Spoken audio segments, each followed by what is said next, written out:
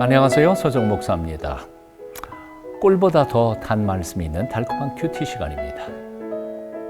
추석날 아침입니다. 인생의 행복이 어디에 있다고 생각하십니까?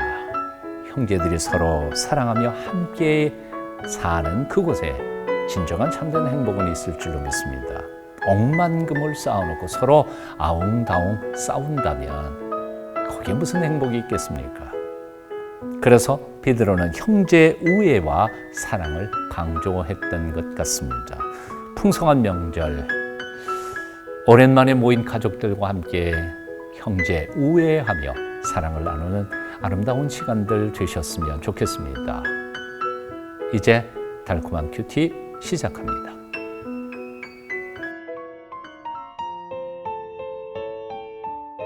하나됨을 힘써 지키라.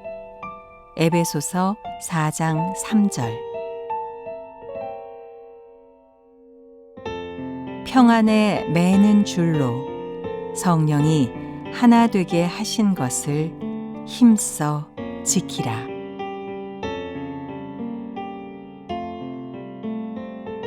톰 소여의 모험이라고 하는 소설을 쓴 미국의 마크 트웨인이 참 재미있는 말을 썼습니다. 나는 개와 고양이를 한 우리의 안에 넣어 보았다. 뜻밖에도 그들은 내 예상과는 달리 서로 아주 잘 지내고 있었다. 이번에는 돼지와 염소를 한 우리 안에 넣어 보았다. 적응하는데 시간이 조금 걸리기는 했지만 마침내 그들도 서로 잘 어울려 살게 되었다. 그 다음에는 나는 장로교인과 감리교인과 침례교인을 한 방에 넣어 보았다. 그런데 그들은 결코 서로 잘 지내지 못했다. 서로 앙숙이 나는 개와 고양이도 함께 잘 지내고 종족이 다른 돼지와 염소도 함께 사는 법을 배우는데 똑같은 하나님 아버지를 모시고 산다는 장로교인, 감리교인, 침례교인들이 함께 지내지 못한다고 그리스도인들에게 주는 풍자적인 고언을 한 셈입니다. 죄와 허물로 죽었던 우리를 살려주신 그 은혜가 풍성하신 하나님 앞에서 구원받은 하나님의 백성들은 도대체 어떤 모습으로 살아야 할까요? 에베소서는 크게 두 부분으로 나뉩니다. 1장부터 3장까지가 구원의 도리와 교회 공동체에 대한 교리적 가르침입니다. 한마디로 말해서 구원론과 교회론이라고 하는 것에 대한 설명이 있는 부분이죠. 이제 그런가 하면 4장부터 6장까지는 그런 교리적 가르침을 받고 믿음으로 살아가는 그 그리스도인들이 과연 구체적인 삶의 현장에서 어떤 모습으로 살아가야 할지에 대한 삶의 교훈이 4장부터 6장까지 있습니다. 그래서 흔히 1장부터 3장까지를 교리편이라고 말하고 4장부터 6장까지를 실천편이라고 말합니다.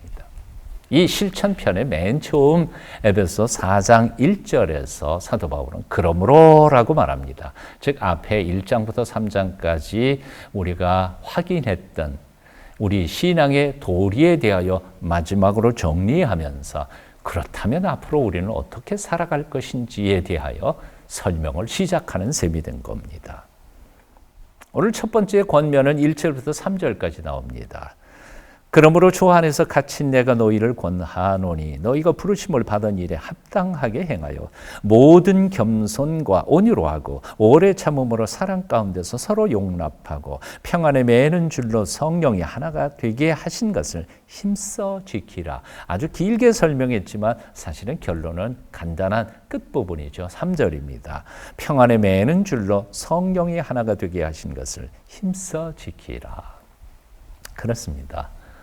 구원받은 성도들이 제일 먼저 가장 중요하게 실천해야 할 첫 번째 목록이 있다면 하나님이 하나 되게 하신 것을 지키라는 거죠. 힘써 지키라는 겁니다. 근데 여기 이 말씀이 참 재미있습니다. 하나 되게 하라라고 말하지 않고 하나 되게 하신 것을 이라고 표현하고 있다는 겁니다. 사도 바울은 왜 이렇게 복잡하게 표현할까? 이유는 몇 가지가 있습니다. 첫째, 하나 되게 하는 것은 우리가 할 수 있는 일이 아니기 때문에 그렇습니다. 우리는 하나 되게 할 수 있는 능력이나 재주나 힘이 지혜가 없다는 겁니다. 그리고 둘째로 이미 예수 그리스도께서 화목제물이 되어셔서 하나님과 우리 사이에 하나가 되게 하시고 우리와 다른 사람들 사이에 하나가 되게 하신 사역을 이미 완성하셨다는 겁니다. 그렇기 때문에 우리가 할 필요가 없는 거죠. 죄로 죽어버렸지만 예수님의 보혈로 다시 살아난 우리들, 하나님의 은혜의 선물로 구원받은 우리 그리스도인들, 전에는 이방인이었고 언약 밖에 있었던 소망이 없었던 우리들, 그들이 구원받은 후에 가장 먼저 실천해야 할 것은 하나님이 이미 하나 되게 하신 것에 대하여 그것을 잘 지켜 나아가는 것이라고 오늘 사도 바울은 권면하고 있는 것입니다. 그렇습니다. 이미 예수께서 십자가 높이 달려 죽으실 때 당신이 육체를 찢고 피를 흘려 하나님과 우리 사이에 막힌 담을 헐어버리셨습니다. 그리고 성령께서 그 예수 그리스도의 사역에 대하여 온전하게 도장을 찍어 완성하게 하셨다는 겁니다. 따라서 우리는 이제 하나 되게 하기 위하여 노력하는 삶이 아니라 예수 그리스도와 성령께서 이미 이뤄놓으신 하나됨을 지켜가는 삶이 우리 구원받은 성도들이 해야 할 첫 번째 목록이라는 것입니다. 그런데 사실 하나 되게 하는 것도 어렵지만 이미 하나 되게 한 것을 지켜가는 것도 결코 쉬운 일은 아닐 것입니다. 사도 바울은 그래서 여기다가 부사 하나를 붙이죠. 힘써라고 말합니다. 힘써야 된다는 거죠. 하나 되게 하심을 지키는 것조차도 우리는 노력하지 않으면 안 되는 거죠. 희생하지 않으면 안 된다는 겁니다. 자, 그렇다면 우리가 희생하고 노력해야 할 일이 무엇일까요? 오늘 2절, 3절 상반절에 나옵니다. 모든 겸손과 온유로 하고 오래 참음으로 사랑 가운데서 서로 용납하고 그렇습니다. 우리가 하나님께서 하나 되게 하신 것을 힘써 지키기 위해서 우리는 첫째 무엇보다 겸손해야 합니다. 겸손하지 않고 교만하니까 하나 된 공동체가 찢어지고 갈라질 때가 참 많거든요. 그리고 우리는 온유해야 합니다. 공격적인 까다로운 마음들을 버려야 합니다. 참아야 합니다. 오래 참아야 합니다. 무엇보다 서로 사랑해야 하는 겁니다.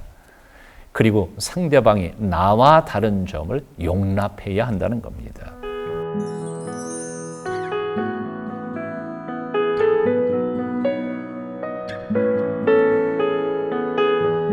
이 모든 우리가 노력해야 할 덕목들도 있지만 동시에 우리가 기억해야 할 아주 중요한 사실들, 교리적 사실들이 있다는 겁니다. 4절 이하입니다.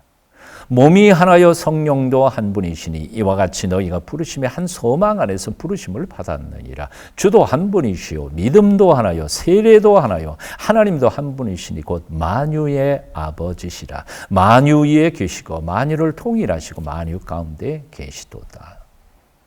전에 하나님과 가로막혔던 담이 어떻게 허물어졌습니까? 어떻게 택한 백성과 이방인들이 하나가 될 수 있었습니까? 어떻게 남자와 여자, 주인과 종, 그리고 가진 자와 못 가진 자가 다 하나가 될 수 있었습니까? 한 분이신 예수 그리스도의 희생의 십자가 때문이었습니다. 그렇습니다. 비밀은 그리고 비결은 십자가입니다. 십자가를 배우는 겁니다. 예수 그리스도의 십자가를 바라보며 그 십자가를 배우며 감사하며 감격하며 우리도 그 십자가의 길을 걸어갈 때 하나가 되게 해 주신 것을 굳게 지켜갈 수 있을 줄로 믿습니다. 주님의 몸된 교회를 가르고 나눌 만큼 그렇게 중요한 교리는 없습니다. 하나됨을 포기할 만큼 그렇게 중요한 가치도 교훈도 없습니다.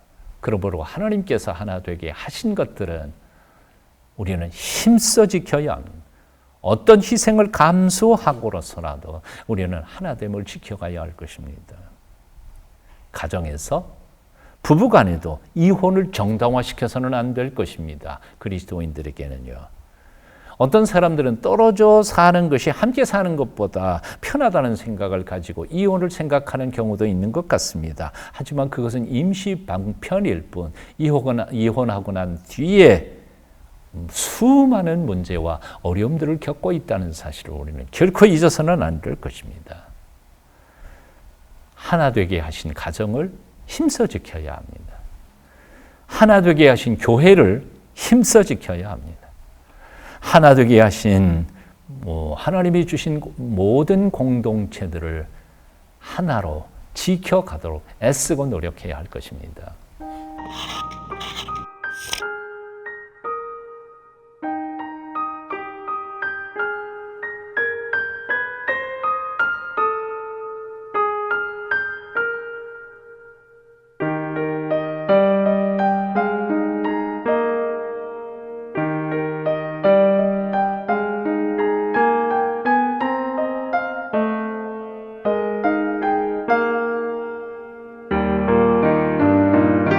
오늘은 특별히 민족의 명절 중추절입니다.